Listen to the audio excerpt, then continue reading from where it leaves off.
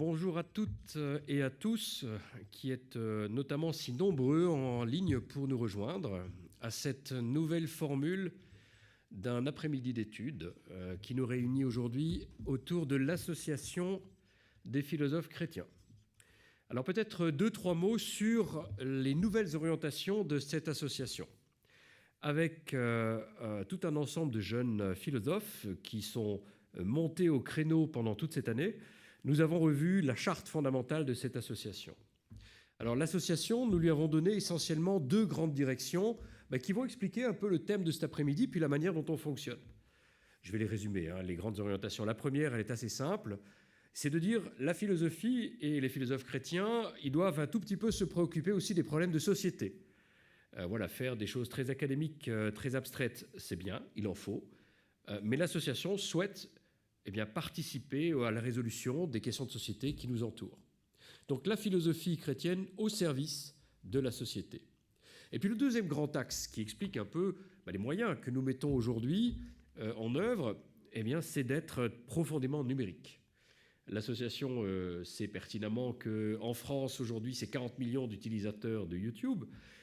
C'est quand même évidemment un terrain de jeu infiniment plus intéressant que simplement publier un livre suite à un colloque qui sera lu par 10 personnes, peut-être, au maximum. Là, vous êtes très nombreux en ligne et nous avons développé des moyens assez importants pour faire de ces 2 heures, 3 heures que nous allons passer ensemble un vrai moment de réflexion, un moment assez passionnant.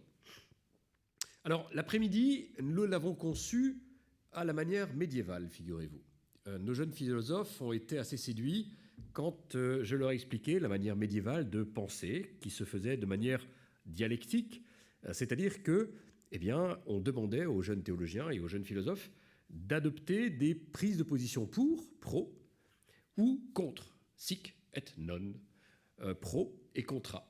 Alors ça avait une vertu qui était une vertu tout simplement d'être capable de décomposer les questions de manière relativement claire, et puis d'être capable d'argumenter pour ou contre, et ensuite de hiérarchiser les enjeux. Nous avons adopté cet après-midi cette idée de disputatio. Et vous allez voir que dans l'après-midi, moi je tiendrai une posture pour, et Emmanuel Plot, un autre philosophe qui est de l'association, lui tiendra le rôle de développer toutes les raisons du contra, du non. Alors pour introduire cet après-midi, c'est vraiment un honneur et une joie de commencer notre après-midi, non pas de manière abstraite, non pas en pensant en chambre. Vous savez que nous autres philosophes, et je le suis depuis de nombreuses années maintenant, hélas, nous avons l'habitude de penser beaucoup à partir de livres, dans des bibliothèques, à partir de concepts, à partir de thèses qui lisent des thèses, qui lisent des thèses. Nous avons décidé cet après-midi de penser à partir du concret, à partir du réel. Et très souvent, moi je vois passer des écrits de philosophes sur le numérique qui ne connaissent absolument rien au numérique. Voilà. Nous allons donc cet après-midi avoir l'honneur d'avoir un exposé très factuel d'abord, il n'y aura rien de philosophique au départ, enfin la philosophie se cache en tout, d'une immense spécialiste. La première fois que je l'ai rencontrée à Liège, c'était il y a 3-4 ans, j'avais déjà eu énormément d'admiration, Madame Cathy Brem, qui est la rédactrice en chef d'un organe d'absolue référence en France et en Europe. Cet organe s'appelle Métamédia, et personnellement, quand quelqu'un veut me parler de technologie, de médias, de numérique, et qu'il ne lit pas chaque numéro de Métamédia, je ne le prends pas au sérieux. Métamédia, c'est en France et en Europe, puisque j'ai la chance d'avoir le regard qui se trimballe partout en Europe. Métamédia, c'est la référence pour savoir ce qui se produit dans le monde de l'intelligence artificielle, dans le monde des médias, dans le monde de la technologie. Cathy Brem, qui travaille pour France Télévisions, est aujourd'hui, je le dis de manière très claire et sans exagération, une des meilleures spécialistes européennes sur les questions de numérique, de médias et d'intelligence artificielle. Et donc vous allez voir que cet après-midi, il prend quand même des bases qui sont des bases très solides. Alors, après l'intervention de Cathy Brem, nous allons donc procéder à cette disputatio. Permettez-moi juste, pour terminer cette petite présentation, de vous rappeler l'enjeu de cet après-midi. De quoi allons-nous parler ? Nous allons essayer de clarifier en philosophe et en chrétien quelque chose qui est dans l'actualité de tous les jours, quelque chose qui nous concerne dans nos familles, quelque chose qui nous concerne au travail, quelque chose sur lesquels nous avons une vague idée, un nuage d'impressions, souvent un ensemble d'opinions qui sont extrêmement vagues. De quoi s'agit-il ? Mais il y a tout un marché de la peur qui existe, avec tout un ensemble d'ouvrages ou d'articles, qui nous dit aujourd'hui, le numérique, les numériques, les réseaux sociaux, le numérique, et puis en poussant un petit peu l'affaire plus loin, l'intelligence artificielle, voilà, c'est le mal absolu. Et en particulier pour nos jeunes, ce mal absolu, eh bien, il les enferme dans des bulles de filtre, il les enferme dans un univers dont ils ne peuvent pas sortir, et ce serait donc une sorte de perversion de la société. Ou bien, au contraire, on peut observer une sorte de techno-optimisme total dans lequel on se dit non, au contraire, il y a un transhumanisme qui est un grand enjeu derrière, l'homme transformé, on va améliorer l'homme uniquement avec les technologies. L'enjeu, il est là. L'enjeu, il est là. Pour nos jeunes en particulier, mais ça nous concerne tous, toutes ces technologies-là qui sont en train de bouleverser la donne, et de manière évidemment exponentielle, on se rend bien compte que ça bouge de manière extrêmement rapide, on a même du mal à suivre. Que faut-il en penser ? Que faut-il en penser en tant que philosophe et que chrétien ? Que faut-il en penser en tant que philosophe chrétien ? C'est le thème de notre après-midi d'études, et je me permets de féliciter, de remercier Cathy Brem, qui monte maintenant nous rejoindre, pour nous mettre à l'école du concret avant de commencer à penser. Cathy, merci, et merci à tous ceux qui sont en ligne. Permettez-moi de vous dire que ce dispositif de cet après-midi, il est évidemment en ligne, en broadcast actuellement, et qu'on le mettrons bien évidemment en replay sur la plateforme, sur YouTube, comme sur Facebook. Cathy, oui ou non, les réseaux sociaux, le numérique, l'intelligence artificielle sont-ils le mal absolu ? Avant de répondre à cette question, dis-nous un tout petit peu ce que c'est, où on en est et ce qui se passe. Merci à toi. Merci Emmanuel. Donc, je vais tout de suite contredire Emmanuel Tourpe parce que je ne vais faire pas que du réel. Je vais tout de suite introduire un concept qui est celui de la post-réalité que vous voyez ici à l'image. De quoi parle-t-on quand on parle de post-réalité ? En 1968, Pablo Picasso nous disait encore que les ordinateurs sont inutiles, ils ne peuvent que donner des réponses. Et à l'époque, effectivement, ça fonctionnait comme ça. L'intelligence artificielle dont on va beaucoup parler ici, on va parler des réseaux sociaux, bien sûr, mais on va surtout aussi parler d'intelligence artificielle parce qu'aujourd'hui, les réseaux sociaux, c'est presque synonyme d'intelligence artificielle. Donc, il nous disait que ces ordinateurs sont bien inutiles puisqu'on a vraiment besoin d'humains pour les alimenter. En 2019, quand on demandait à l'intelligence artificielle de nous fabriquer des images de chats, elle faisait ce genre de choses et ça nous faisait bien rire. Tous les créatifs se disaient « ça ne sert à rien, cette IA, de toute façon », et personne n'avait envie de publier tout ça dans son flux sur TikTok ou sur Instagram. Eh bien, quand on regarde aujourd'hui sur ces réseaux sociaux, on voit ce genre d'images qui sont plus vraies que la réalité. Donc aujourd'hui, avec les nouvelles technologies et notamment l'intelligence artificielle générative, nous sommes capables de fabriquer des nouvelles réalités. Je vous ai mis quand même un petit peu une petite timeline de l'évolution de l'intelligence artificielle qui ne date pas de toute façon de ChatGPT, vous le savez très bien. Donc ça a commencé dans les années 1950 avec des premiers ordinateurs qui essayaient déjà un petit peu de faire comme les hommes, comme les humains, mais avec un seul neurone, donc ça n'allait pas très très bien. Donc le perceptron n'avait qu'un seul neurone. Ensuite, on a l'évolution d'Internet, on a l'évolution des données, et on avait déjà un premier chatbot avec lequel on pouvait interagir qui s'appelait Eliza. Donc ça, c'était en 1966. Et déjà, dans les années 60, le créateur de ce chatbot, Joseph Weizenbaum, avertissait contre les pensées délirantes qui visent à anthropomorphiser les machines. Donc déjà, à l'époque, on alertait qu'on pourrait peut-être avoir un petit problème à s'attacher un petit peu trop à ses compagnons virtuels. Donc ensuite, vous voyez ici, de toute façon, l'évolution très, très, très rapide vers la fin, Pourquoi ? Parce qu'on a des machines qui sont de plus en plus puissantes, parce qu'on a des algorithmes de plus en plus importants. Et on a surtout, effectivement, cette arrivée des réseaux sociaux sur lesquels on raconte tous notre vie. Et donc, toutes ces données que l'on a mises sur les réseaux sociaux ont servi à créer ce dont on parle beaucoup maintenant, cette intelligence artificielle générative qui est capable de créer des contenus. Juste deux concepts encore. Donc pas que de la réalité, avant d'arriver vraiment dans la réalité. Au début, quand on travaillait sur l'intelligence artificielle, on parlait plutôt d'IA symbolique. Et donc ça, c'était le bon côté à l'allemande où on se disait on peut fonctionner par des règles, on donne des règles à la machine et elle suit exactement ces règles. Donc on n'avait pas encore beaucoup de données, on n'avait pas encore beaucoup de choses à raconter, on n'avait pas beaucoup de contenu, donc ça fonctionnait très bien.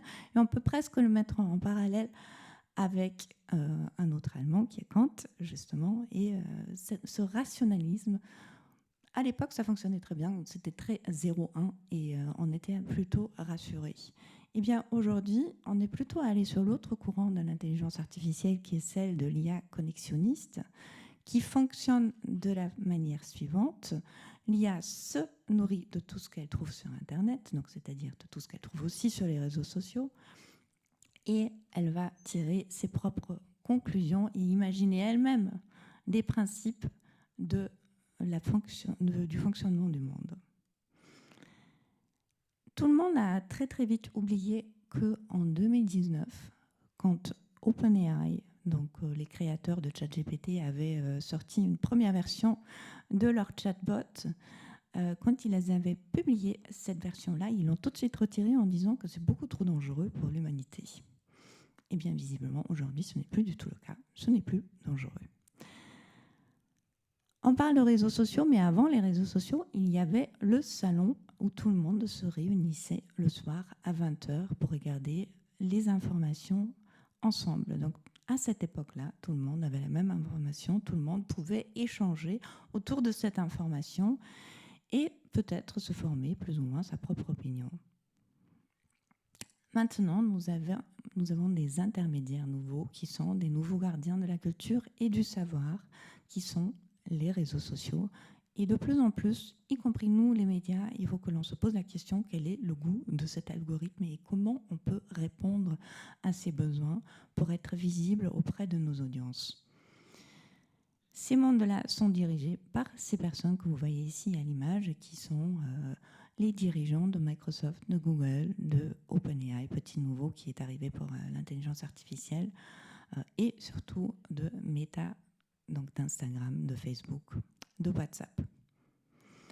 Ces gens ont un tel pouvoir de prise d'influence dans la façon dont nous nous parlons et dans la façon aussi dont nous percevons le monde, qui se prennent presque un petit peu pour des messies modernes, puisqu'en fait, ils savent décider presque ce que l'on a envie de penser et ce qu'on doit penser.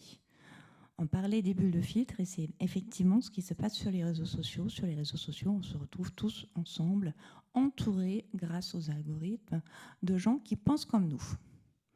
Vous avez certainement fait l'expérience, vous avez plutôt du contenu qui vous plaît, qui est posté sur les réseaux sociaux. C'est quand même très très rare que l'on vous propose un contenu qui va à l'encontre de vos croyances. Mais ces bulles de filtre, c'est presque déjà un peu obsolète aussi, puisqu'aujourd'hui, cette façon de faire, où c'était les humains qui créaient et les algorithmes qui sélectionnaient du contenu pour nous sur les réseaux sociaux, c'est en train de changer. Déjà parce que les humains créent beaucoup moins de choses sur les réseaux sociaux. On l'a vu dans ce graphe ici au Financial Times, les réseaux sociaux sont devenus beaucoup moins sociaux et les gens créent beaucoup moins de contenu qu'avant. On est plutôt dans une consommation très très très passive. Et on passe moins de temps sur les réseaux sociaux désormais. Depuis 2 ans déjà, on passe beaucoup moins de temps sur les réseaux sociaux. Ça ne veut pas dire, malheureusement, je pense que, et surtout les jeunes générations, qui vont se promener dans la forêt à la place, ils vont plutôt migrer vers d'autres systèmes, et on a parlé des chatbots d'intelligence artificielle. Puisqu'en 2022, donc ça coïncide à peu près avec le temps où on passe moins de temps sur les réseaux sociaux, arrive ChatGPT, et en fait, donc déjà les 3 ans de notre vie commune avec cet outil le plus rapidement adopté au monde. Pourquoi il a été adopté aussi rapidement? Parce que tout simplement, on peut interagir avec cette interface comme avec un humain. Donc là où auparavant, sur les réseaux sociaux, vous interagissez avec d'autres humains, avec vos amis sur les réseaux sociaux, maintenant vous pouvez interagir avec la machine et elle vous comprend parfaitement. Vous n'êtes pas obligé de vous transformer vous-même en robot pour qu'elle vous comprenne. Vous pouvez lui parler à travers de ce qu'on appelle des prompts par écrit, ou voire même lui parler avec votre voix et va vous répondre aussi en vocal. Et on oublie facilement que la technologie de la machine est quand même plutôt basée sur la probabilité et qu'elle n'est pas très créative et surtout c'est pas du tout un humain. Mais vu sa capacité d'imiter les humains, on a tendance à se laisser prendre au jeu de plus en plus. Et on arrive dans une nouvelle donne que décrit très très bien cette journaliste Zhou Weifeng. Elle appelle ça le dividende d'intimité. Là où sur les réseaux sociaux, nous sommes tout le temps jugés, où il faut tout le temps performer, il faut tout le temps être bien dans sa meilleure lumière. Face à son chatbot à la maison, en fait, on est plutôt dans une sphère très très privée où on peut carrément être bête et lui poser des questions bêtes. Donc c'est quelque chose qui est très très agréable. Et encore, si on ajoute à tout cela cette façon de nous confirmer de la machine qui nous dit tout le temps « Oh, quelle question intelligente vous avez posée !» Donc c'est quand même une interaction que l'on ne connaissait pas du tout avant, qui est complètement nouvelle et qui va changer beaucoup de choses, y compris pour les médias. Ces chatbots, par exemple, proposés par Sam Altman, veulent même aller encore plus loin, puisque on nous propose du contenu directement dans l'interface, mais on veut peut-être même déjà nous proposer du contenu fabriqué pour nous, puisque depuis 3 ans, on lui raconte notre vie, donc il sait très bien nous proposer quelque chose sans que l'on lui pose la question. Et on passe de plus en plus de l'intelligence artificielle qui est dans les médias aujourd'hui. Déjà, on fabrique du son, des images, du texte avec l'IA. On passe des médias dans l'IA. Donc l'enjeu pour les médias aujourd'hui, c'est d'être quelque part trouvable, comme c'était le cas dans les années précédentes, d'être trouvable sur les réseaux sociaux. Et bien aujourd'hui, il faut être trouvable, découvrable dans ces nouvelles interfaces, qui en plus font partie d'un véritable écosystème, puisque quand on dit Google, quand on dit Meta, quand on dit Apple, en fait, ce ne sont pas des gens qui ont juste un petit réseau social quelque part ou une petite interface quelque part. Ils ont toute la chaîne de valeur des médias et toute la chaîne de valeur de l'accès à des contenus, toute la chaîne de valeur de l'interaction entre humains. Au départ, l'IA générative, c'était que du texte. Après, on s'est aperçu qu'elle sait faire du code, de l'image, des vidéos, des paroles, de l'audio, du multimodal aussi. Et on nous parle de plus en plus d'agents. Donc demain, peut-être, on ne va même pas interagir avec un chatbot, avec des choses comme ça, mais carrément avec des agents. Et ce sera nos agents qui vont interagir avec d'autres agents. Donc ça, ce n'est pas tout de suite aujourd'hui, mais ça viendra assez rapidement.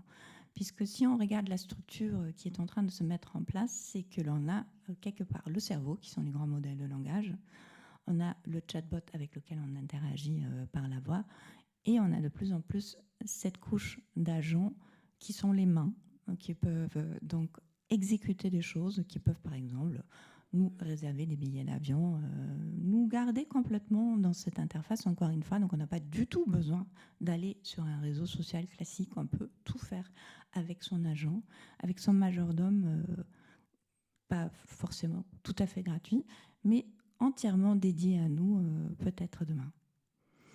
Et on nous parle déjà d'intelligence artificielle générale qui remplacerait donc la capacité de penser des humains. Et d'Elon Musk qui veut nous implanter des puces dans le cerveau. Donc si demain ce sera peut-être des robots qui parlent à des robots, encore une fois, bienvenue en post-réalité. On arrive dans ces nouvelles réalités de plus en plus, dans des réalités de plus en plus floues, puisqu'encore une fois, la technologie aujourd'hui nous permet de fabriquer des réalités parallèles. Et vous voyez ici un exemple d'avance technologique en seulement un an. Et donc, à l'époque, on disait encore à ces images qu'on voit circuler sur les réseaux sociaux quand ils sont fabriqués par l'IA générative, c'est facile à détecter parce que les gens, ils ont 6 doigts ou quelque chose d'autre. Eh bien, aujourd'hui, ce n'est plus du tout le cas, puisqu'encore une fois, là, sur l'image, c'est en 2023, et donc aujourd'hui, les images sont plus vraies que la réalité, et on passe des faits alternatifs qui étaient déjà largement diffusés sur les réseaux sociaux et qui nous faisaient déjà douter un tout petit peu, à la post-réalité qui nous fait douter de tout.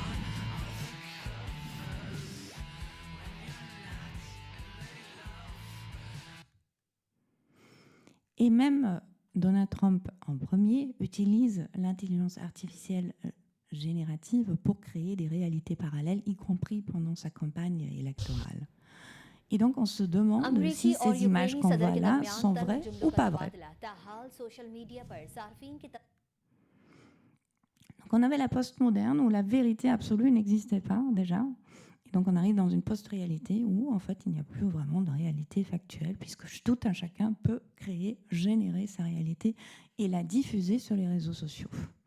D'autant plus dans une ambiance comme celle-ci où, de toute façon, il y a déjà une forte défiance face aux médias. Donc, on est dans des eaux très troubles. Ce dont ChatGPT traite, ce n'est pas de la vérité, mais de la plausibilité. Il faut bien le garder en tête. Et il y a plein de problématiques d'hallucination de ces technologies auxquelles on se trouve donc confronté quand on interagit avec ces nouvelles interfaces qui sont petit à petit en train de remplacer les réseaux sociaux. En 2025 encore, et ça montre bien que personne n'a expliqué les grands principes de fonctionnement du monde à ces machines, il est capable de nous faire tout un discours sur pourquoi les œufs de vache sont plus grands que les œufs de poule. Donc, encore une fois, voilà, on n'a rien compris. Donc ça, c'était une problématique qu'on avait vue avec ChatGPT il y a 3 ans déjà. Et donc là, sur ce chatbot qui est sorti en janvier 2025, il a toujours le même problème. La BBC avait fait aussi une étude en travaillant sur ses propres contenus, puisqu'en fait, effectivement, l'idée d'avoir un chatbot avec lequel nos audiences peuvent interagir est extrêmement séduisante. Mais donc, même si on utilise des contenus de qualité comme ceux de la BBC, l'IA générative est quand même capable de générer des erreurs dans les réponses. Et on le voit aussi ici, presque 50% des réponses données dans un chatbot comportent des erreurs factuelles quand il s'agit d'informations. Bien évidemment, il comporte aussi tous les billets que l'on a transportés, que ce soit sur tout ce qu'on a publié sur Internet ou sur les réseaux sociaux.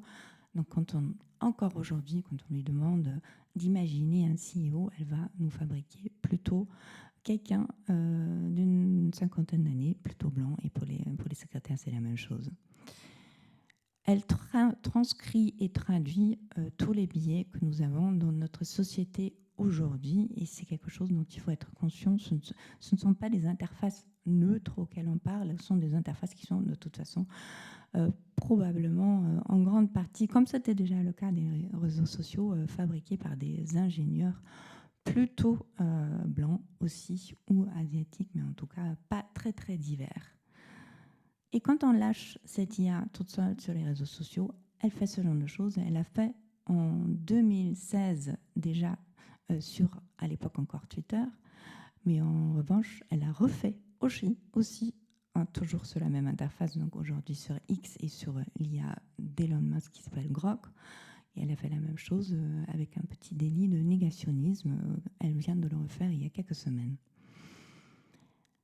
Des émotions, on essaye déjà sur les réseaux sociaux de nous faire interagir en nous proposant du contenu qui nous plaît bien, de nous garder le plus longtemps possible, de nous engager le plus possible sur les réseaux sociaux. Et bien avec l'IA générative, ça marche encore beaucoup mieux avec ces chatbots qui sont très très attachants, qui nous parlent comme des humains. Donc on a cette création et cette compréhension d'émotions et on est presque dans un monde à l'envers où la machine nous comprend mieux que nous comprenons la machine. Quand l'IA devient confidente, la vulnérabilité devient universelle aussi. On a commencé à le voir cet été. Vogue, par exemple, a mis en avant le premier mannequin entièrement généré par l'IA. Donc on avait déjà du mal avec nos images. Donc là, ça devient carrément compliqué quand on peut générer ex nihilo quelque chose. Et on avait aussi un jeune qui s'est suicidé suite à des interactions avec un chatbot qui était entièrement libre de faire ce qu'il avait envie de faire, où il y avait zéro modération.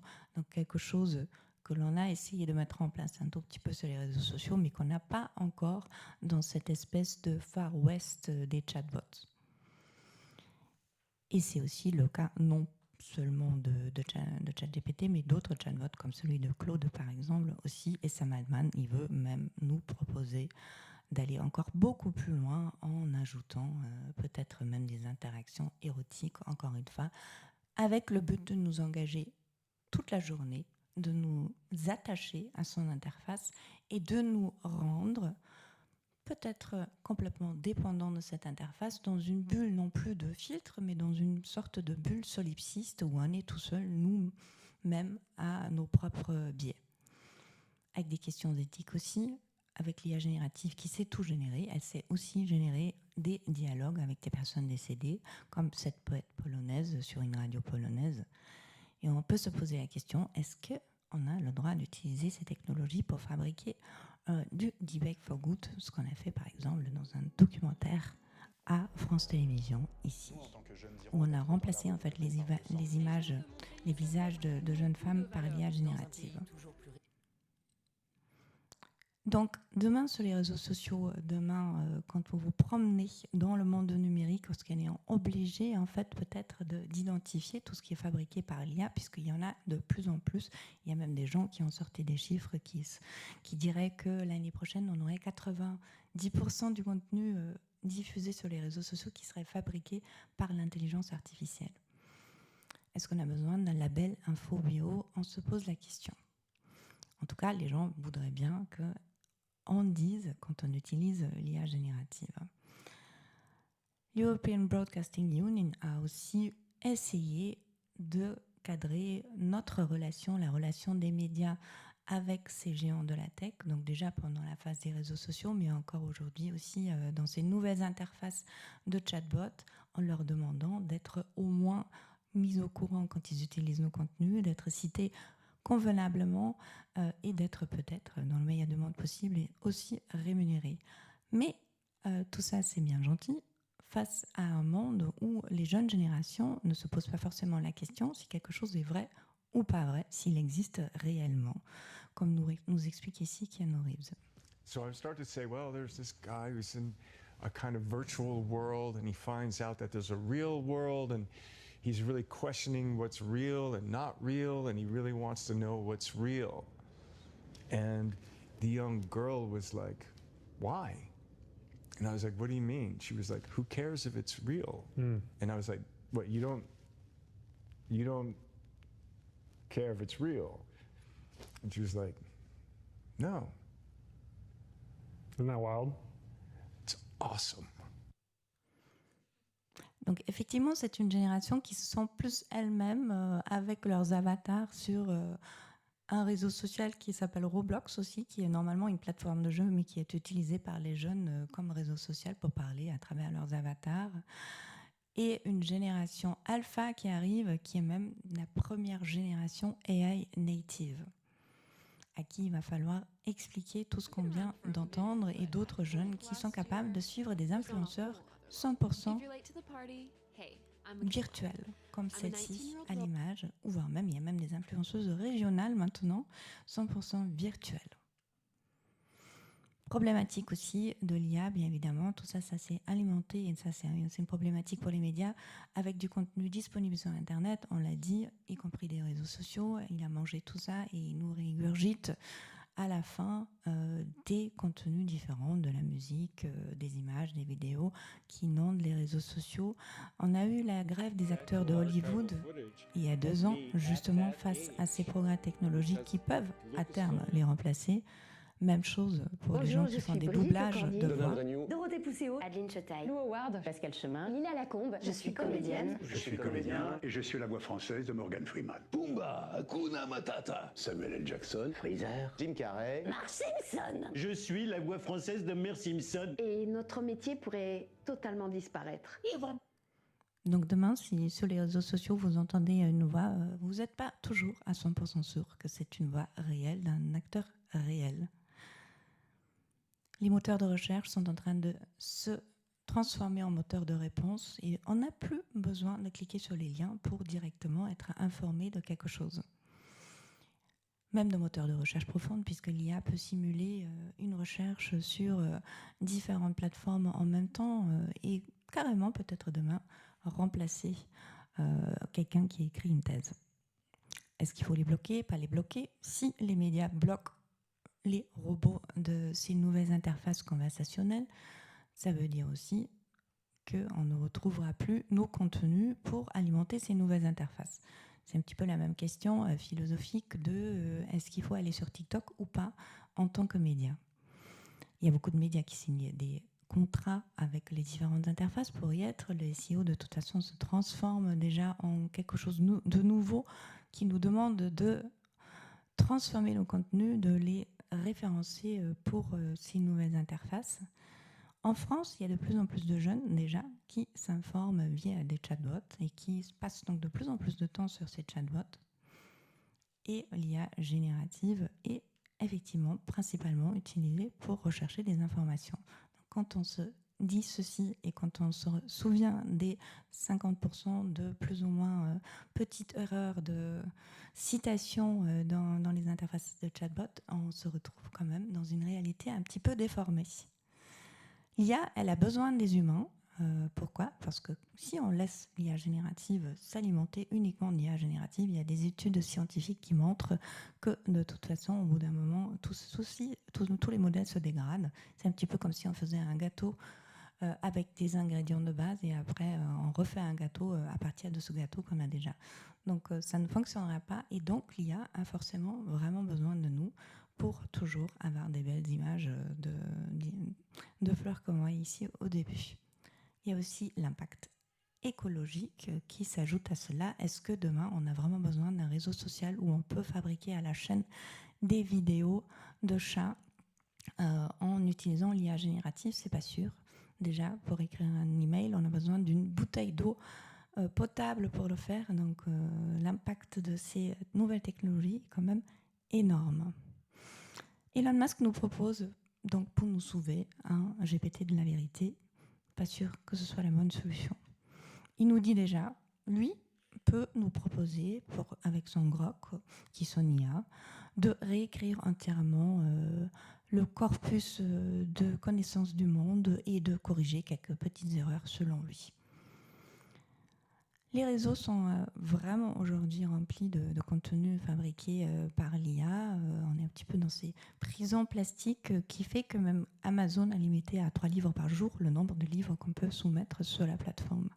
OpenAI, justement, vient de nous proposer un réseau social où on peut fabriquer à la chaîne des vidéos avec l'IA générative, chose que Thibaut InShape, influenceur français, a essayé aussi, et ça s'est pas très très bien terminé pour lui, puisqu'en fait, il s'était imaginé que tout un chacun ferait des vidéos très très très sympathiques avec son avatar, ce qui n'était pas du tout le cas.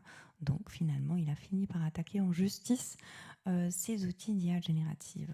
Les créateurs voient l'IA générative avec un œil un peu divisé. Donc MrBeast, par exemple, a très peur de l'IA générative, en tout cas, c'est ce qu'il a dit. On est confronté à quelque chose de nouveau qui s'appelle du AI slop, donc un petit peu de la bouillie de moindre qualité d'IA qui est en train de un peu détériorer nos cerveaux. Et donc, c'est bien gentil à regarder pendant un petit moment, mais on a aussi l'impression de partir vers quelque chose de un peu moins agréable. Et le rage bait, par exemple, c'est le mot de l'année 2025, qui veut dire tout simplement comme un contenu en ligne délibérément conçu pour susciter colère ou indignation. Donc encore une fois, toujours dans l'émotion, il faut toujours pousser plus loin dans l'émotion sur les réseaux sociaux pour engager le plus longtemps possible les utilisateurs et peut-être se trouver bientôt dans cette espèce d'idiocratie où on n'est plus capable de réfléchir par nous-mêmes parce qu'on est embarqué dans ces discussions sur des réseaux sociaux pilotés par des algorithmes déjà depuis longtemps, mais aujourd'hui remplis de plus en plus avec de l'IA générative. Est-ce que demain, l'IA va nous remplacer ? C'est compliqué, mais il y a aussi plein de choses très, très, très positives et je finirai ma présentation sur ce côté un peu positif. On peut faire plein de choses magiques avec l'IA. La barrière d'entrée à la créativité et donc aussi pour être créateur sur les réseaux sociaux devient de plus en plus accessible. On entre carrément dans un nouveau process créatif où on a l'IA comme co-créateur, comme copilote, à condition de faire quand même attention à ce qu'on fait et non pas comme ce journaliste ici sur ce journal au Pakistan où l'IA générative à la fin de son papier lui propose « Je peux aussi vous générer une version plus intéressante de votre article, plus punchy pour une première page ». Donc, à condition de faire attention de l'utiliser comme il faut, on peut faire des très très belles choses. Et peut-être demain, au lieu d'avoir le fameux Turing test, il faudrait que l'on introduise un Lovelace test, puisque Ada Lovelace, une des pionnières des ordinateurs et du numérique, du coup, nous parlait déjà en 1843 de la capacité des machines d'être créatifs. Donc ça, c'est vraiment quelque chose qui est de plus en plus utilisé aujourd'hui, qui est de plus en plus intéressant avec l'IA, qui peut nous aider à écrire, avec l'IA, peut-être demain qui va créer, avec les humains qui vont plutôt avoir un rôle de sélectionneur et donc qui vont passer vraiment dans cette nouvelle façon. Est-ce que l'IA va nous aider à communiquer avec les oiseaux ? Peut-être qu'elle va déjà nous aider à communiquer mieux entre nous, avec ce chatbot par exemple, et qui a été proposé par la radio publique bavaroise à l'occasion de l'Oktoberfest, qui permettait aussi d'avoir accès à des informations pratiques, à de l'actualité, et qui a très très bien fonctionné auprès du public avec un journal suédois qui propose un menu d'IA dans lequel on peut choisir différentes façons de fabriquer du contenu, par exemple dans une écriture pour des jeunes. Des avatars, effectivement, qui peuvent remplacer des présentateurs ici, plutôt à des buts commerciaux, mais c'est aussi le cas au Venezuela, pas du tout à des buts commerciaux, mais plutôt dans un but de protéger les présentateurs, les journalistes qui sont derrière ces avatars, avec des voix, encore une fois, que l'on peut utiliser pour proposer peut-être des recettes de cuisine en suédois, comme ici avec David Attenborough, qui donne des conseils de cuisine sur la radio suédoise. Avec l'IA générative, on peut aussi parler, ou en tout cas comprendre plein de langues, donc ça ne veut pas dire qu'on les parle, donc c'est quelque chose qu'il faut toujours garder précieusement avec soi, cet apprentissage des langues qui est aussi l'apprentissage d'une culture. Mais par exemple, ce journal ici, qui est en exil, qui utilise la langue perse et donc qui a aussi facilement aujourd'hui à disposition une version anglaise, qui n'aurait pas eu les moyens sans IA générative d'avoir ce genre de choses. Donc pareil, on pourrait s'imaginer demain d'avoir le JT en plusieurs langues. Et peut-être l'IA devient un petit peu notre Cyrano de Bergerac, donc nous aide à écrire à notre place tout en restant nous-mêmes intelligents quand même, avec des scénarios écrits par l'IA de plus en plus, avec l'intelligence artificielle qui nous aide, encore une fois, à avoir plein d'idées, à générer plein d'idées et à générer des idées un peu surprenantes auxquelles on ne penserait pas. Donc elle est beaucoup utilisée déjà dans la publicité, dans le gaming qui devient le nouveau cinéma, selon Sam Altman, avec Ubisoft qui propose aussi des personnages virtuels. Donc demain, non seulement sur les réseaux sociaux, même dans les mondes de jeux, vous pouvez aussi être amené à interagir avec des êtres artificiels, avec des effets spéciaux qui deviennent accessibles de plus en plus facilement à des gens et des métiers peut-être qui sont complètement en train de se transformer, comme encore une fois la publicité et les effets spéciaux. Et on peut s'imaginer peut-être demain, on n'a pas besoin d'aller sur un réseau social pour interagir avec quelqu'un, on pourrait carrément interagir avec un contenu demain, comme ici, dans cette histoire écrite par Fable. Hi, Lucy. Oh, a message. I bet you're a foozle. Do you come in peace? I think I'm a human. But you're using a computer to talk to me. Maybe this is part of a trick. What do you mean? Maybe you are a machine. Et donc, encore une fois, sur les réseaux sociaux, on trouve aussi de plus en plus de vidéos extrêmement créatives. On pourrait se dire que c'est quelque chose qui est fabriqué par un média, mais en fait pas du tout. Ce sont des personnes lambda qui peuvent s'imaginer, par exemple, se réveiller à Tchernobyl.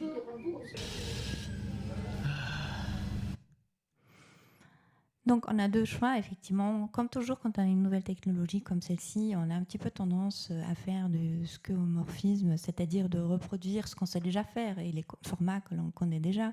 Ça a été le cas avec l'arrivée de la radio, avec l'arrivée de la télé. À chaque fois, on reproduisait quelque chose qui existait déjà, mais avec l'IA générative. Donc, on peut vraiment aller beaucoup plus loin et imaginer des réalités et dépasser complètement les frontières du réel.